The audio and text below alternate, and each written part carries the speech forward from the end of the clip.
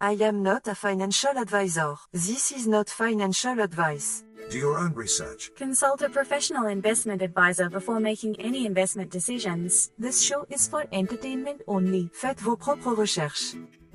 Here we are in another episode of the Simple Success Podcast. And this is financial life coaching from a happiness perspective.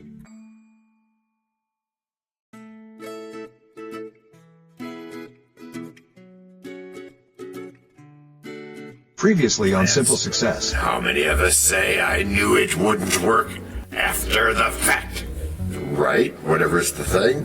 And sometimes we borrow confidence from our past illusions instead of building it through psychological tools like reflection. And now, just like with a previously on thing on TV, we take you directly to this week's episode. Anything is possible. Okay, John, I need to admit something. You do? I was at the bowling alley last night. Don't laugh. And after 3 strikes in a row, I told myself, I'm due for a gutter. I even threw it softer to balance things out. What is wrong with me? It's just the classic gambler's fallacy. Which is what? Which is the idea that past outcomes affect the probability of future independent events. It's why people think a coin has to land tails if it's shown heads the last 3 times in a row. So that's not just a bad habit. That's actual bias. That is correct, my dear corpulence of catacombs. It's the psychological glitch that fuels entire industries, from slot machines to marketing campaigns to how we approach financial opportunities. Okay, but how does this apply to the real world, like beyond my questionable bowling techniques? Well, take investing. A stock has gone down 5 days in a row, so people assume it's due to go up. Or maybe in hiring, when somebody thinks, we've already picked 3 women in a row. The next hire has to be a guy. And that can lead into prejudice exploration too. Wow, that's disturbing. A little familiar. So wait, does this connect to calm investing and not reacting on emotion? You bet it does, DT. When accredited investors and angel investors build portfolios, they rely on cutting-edge research, not gambling logic. So this fallacy has nothing to do with odds actually changing. It just feels like it does. It does feel that way, and that's the trap. Exactly. Our brains crave patterns. And that craving is connected to arousal and even adrenaline response. It's a mini fight-or-flight trick. So our instincts are basically out of sync with math. Maths. Whatever. Totally. It's like trusting your gut in chess after losing 3 pawns in a row and expecting your opponent to go easy next move. Guilty. I've made that move too. It's okay. It's everywhere. From slot reels to email list monetization. Ever send 3 mails that tank and think, The next one has to work. just because you're due? Yes. And I double down on design tweaks sometimes without looking at actual data, which is why we talk about marketing best practices. You have to question instinct with insight. Okay, so how do we escape the loop? We start with awareness, and then we layer in tools like psychological reframing, data analysis, and patience. The best sources even cover brain plasticity and habit hacks to help retain that impulse. I'm guessing this comes up in relationships too. Definitely. Ever hear somebody say, Every guy I date cheats. So the next one must be different. which is a version of gambler's fallacy, only relationship oriented. So that's a version of it. Okay, so instead we look to, Financial life coaching from a happiness perspective. and I don't have to throw a gutter ball just because I'm on a lucky streak. That's right, because your goal is not emotional sabotage. You're playing to win, so you skip the myths and focus on the moment. All right, I'm in, but fair warning, I'm still chasing that perfect game. Unlike Nolan Ryan, so you keep trying and never give up. Right, and we think about odds and streaks and such. When streaks run long, we brace for the cup. But math stands firm, no shift to sup. Each toss alone with no build-up. The truth is clear, though often shunned, but wisdom is gained during. Break number 1. I'm not trying to make doubting Thomases out of y'all. Yet you cannot tell a lie. Hey, George Washington is nigh? Obviously not. Nor is it time for the rhyme. But it is time for something. It is? Yes, it is. It's time to learn. Learn about what? Why, DT, it's time to learn about a sponsor. You know, what they make, what they do. Before we even get to act number 2? Well, yes, indeed, my friend. As our editor knows. This is the place where your message goes. We can plug it right in to the story we tell, so that no one fast forwards. Except from your well. We can build it ourselves, with approval from you. Taking action will do it. Not bragging, it's true.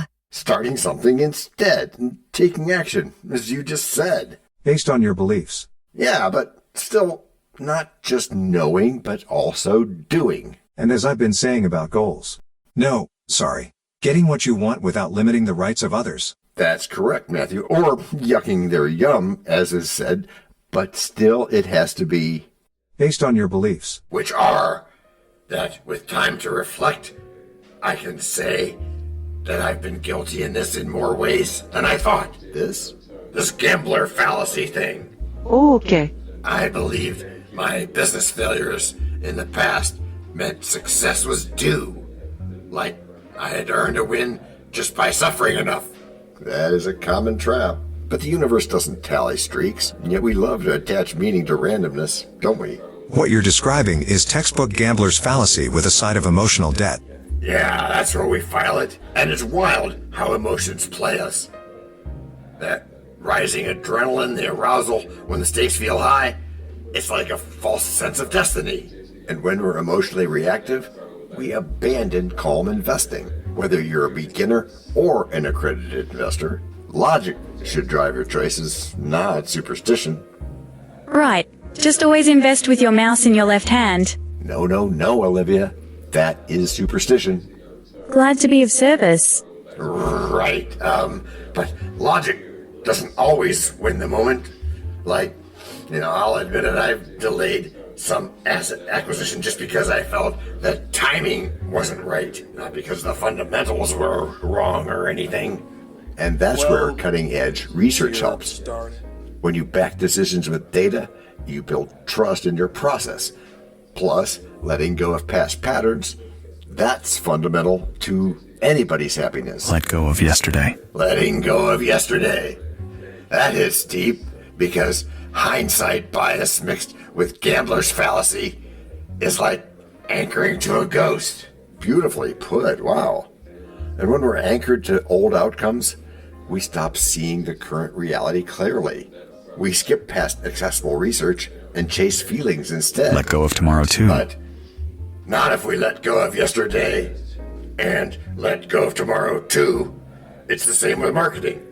I followed my gut too many times, ignored email marketing strategies, and assumed one flop meant the next campaign had to succeed. Which is why advertising best practices matter. Emotion is valuable, but unchecked, it warps our perception. Right, Ruth. Use data, not superstition. Yeah, but emotions make us human. So how do you regulate them without becoming robotic? Tools like mind hacks and brain plasticity techniques help. That's right, Kevin, and practices like mindfulness let you acknowledge the emotion without obeying it. So I can still be passionate. Just not predictive based on streaks? Right. You build a visionary mindset rooted in observation, not superstition. It also makes sense with content. I'll have to think about that for a bit. I used to think a few viral posts meant I had earned organic traffic on the next one instead of doing proper SEO optimization. That's where marketing experts shine. Yeah, because they respect data, even when it's boring. Oh my, yes, especially when it's boring. Success builds from small steps, not streaks. Okay, so what's my next step in unlearning all this? Unlearning? Like with the Alvin Toffler quote? Yeah, the one about learning. unlearning and relearning. That's the one. Start with your habits. Audit them. Find out where you're assuming that the world owes you something. Where are you expecting balance where none exists? Probably in more places than I'd like to admit. And that's okay, because this isn't about shame. Nope, it's about self-improvement. We all fall for illusions, but we also all have access to resources to help us do better. Resources like... Financial life coaching from a happiness perspective. All right, so I'm not broken. I'm just believing a story that wasn't written by math. I got that. And the new story you write? It starts with facts and ends with peace. We chase the streak? Ignore release? Expect the odds to grant us ease. As if the past could buy new lease. It's a fallacy dressed up to tease. But clarity comes when we see through. What seems random is really... Break number 2. We know a lot about you already because we know ourselves. For example, we know that you know how to listen to our podcast. We also know that you probably know how to subscribe. So as soon as you're done with that, tell us your story. We have ways you can contact us. It involves a special link where you can leave us a message. We may have an email address for you as well in the future, and we'll let you know if that happens. The reason for subscribing? I thought you'd never ask. When you subscribe, you automatically download all future episodes of that podcast. It just happens in your player without you having to go search again. How cool is that? This means better rankings for the podcast, more attention from advertisers, and more money. And this means more and better stuff for you. So your motivation is simple and easy. Subscribe today, whatever app and from whatever place you like. And don't just try to subscribe. There is no try. There is only do. We're changing the way we look at things, and remember, that's good. Eso es buenísimo. Also remember, this is financial life coaching from a happiness perspective. Coaching happiness. Our call to action is right in the show notes.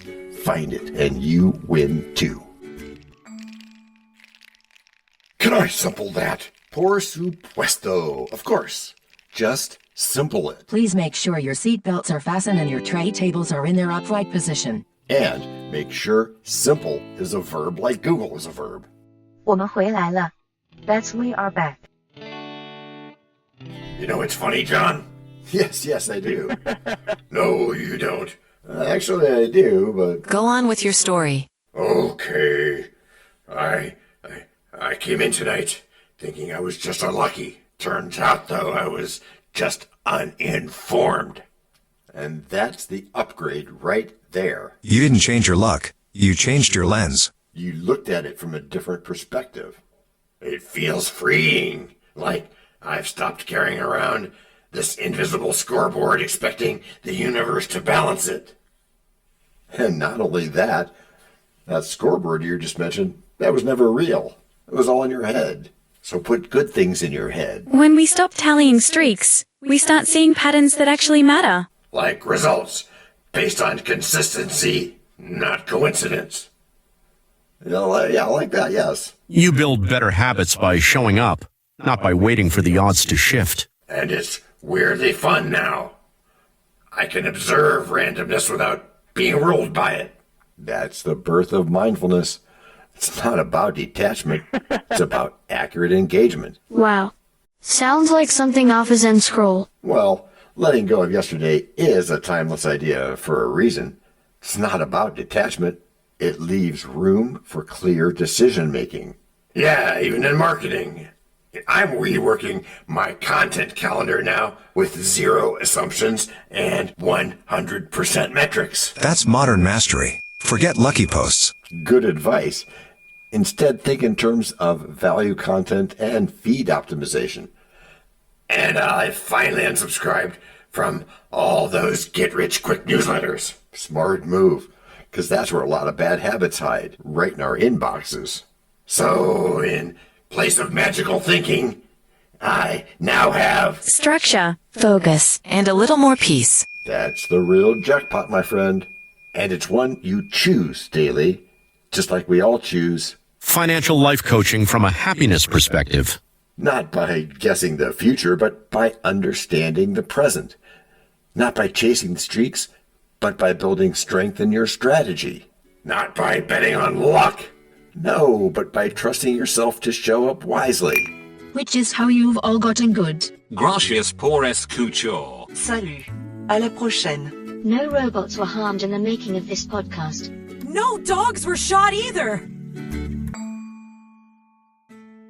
This podcast and our other podcast are productions of Little Red Hen Industries. Part of the Sonic Boom Network, where we do the hard work for you. And Rishi helps our hen bake the bread by giving credit to these great people. Techno King, John Brandy. That's me. Alter Ego, Doubting Thomas. And that's me. Fact Checker, Napoleon Bonaparte. Social Manager, Abraham Lincoln. Always on the internet's inner tubes whatever. Media Expert, Augustus Caesar. Psychologist, William James. Sound Designer, Les Paul. Thank you for inventing multitrack. Language Consultant, Leah, the French do-your-own research lady. Cough, cough, cough. Videographer, Ertaman Koshki. Lights, camera, action. Inspiration, many podcasts and other sources and of course Napoleon Hill.